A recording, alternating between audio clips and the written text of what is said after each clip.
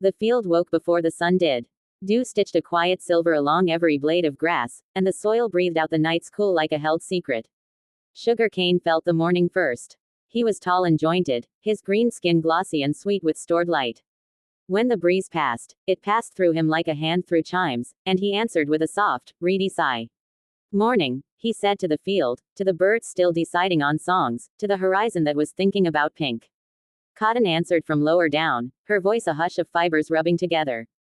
Morning. You're early again. Sugar cane laughed, a warm sound that traveled through his nodes. Sun waits for no one, he said. I like to be ready.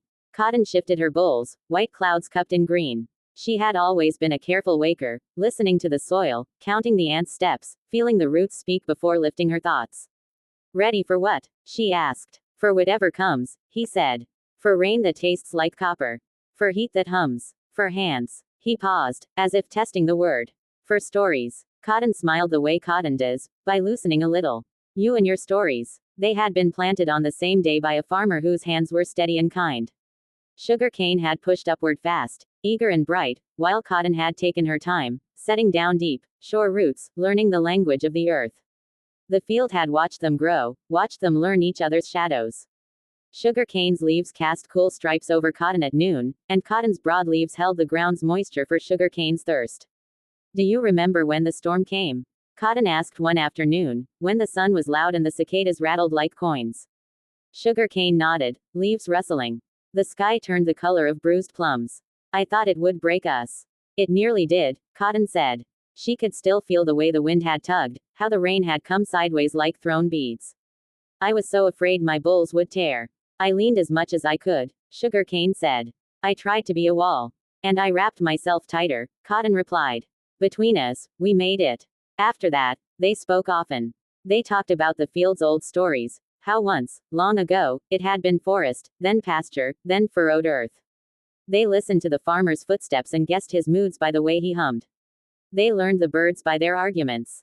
Sugar cane loved the red-winged blackbirds for their bravado, Cotton preferred the doves for their patience. Do you ever wonder what we'll be? Cotton asked one evening, as the sun slid away and left a blue hush behind.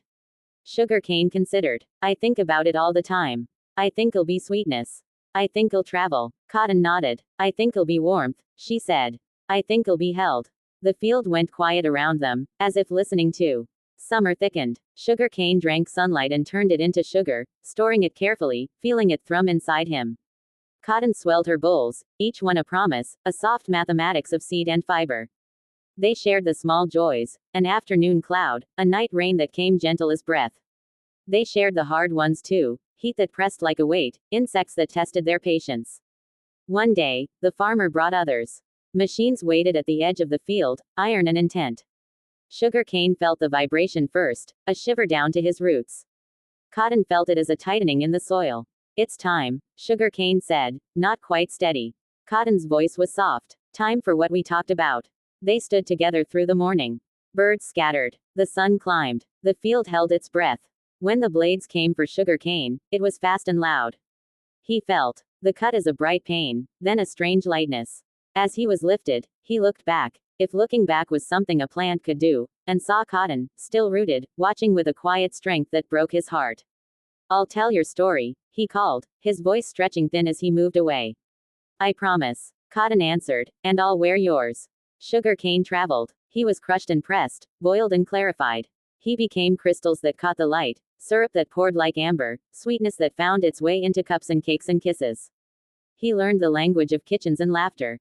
He listened as children argued over cookies, as elders stirred tea and spoke of days gone. In every sweetness, he remembered the field, the way Cotton had felt in the breeze, the way she had asked careful questions. Cotton waited. Her turn came slower, with hands instead of blades. She was plucked and gathered, ginned and spun. She became thread, then cloth, then shirts and sheets and dresses. She learned the language of skin and sleep. She felt the weight of babies and the ease of afternoons. In every warmth, she remembered Sugar cane, the way he had leaned into storms, the way he had been ready. Time moved in its patient way, stitching days into years. Sugar cane and Cotton traveled far, farther than the field could have imagined. Yet sometimes, in a quiet kitchen or a sunlit room, they felt a tug, a recognition. One afternoon, a woman sat at a wooden table, sewing. The cloth under her hands was cotton, white and strong. Beside her, a bowl of sugar waited, crystals catching the light.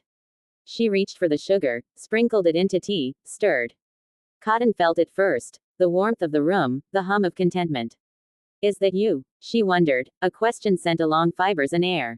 Sugar cane felt it too, the way the spoon clinked, the way the tea sighed. It is, he thought, sweetness dissolving. We found each other. They laughed, in the way they could now, in the way that traveled through hands and tongues and breaths. They shared what they had learned. Sugar cane told of kitchens and songs, of sweetness used sparingly and generously. Cotton told of comfort and durability, of being mended and loved again. Do you miss the field? Cotton asked. Sugar cane considered. I carry it, he said. Everywhere. So do I, Cotton replied. In the way I hold. Outside, the sun moved across the sky. The woman finished her tea, tied off her thread, held the cloth up to the light. Somewhere, a farmer hummed. Somewhere, a field breathed. And in that ordinary moment, sugar dissolving, cloth warming, two friends were together again, their friendship no longer rooted in soil but woven into the everyday, sweet and soft, enduring as the stories they had promised to tell.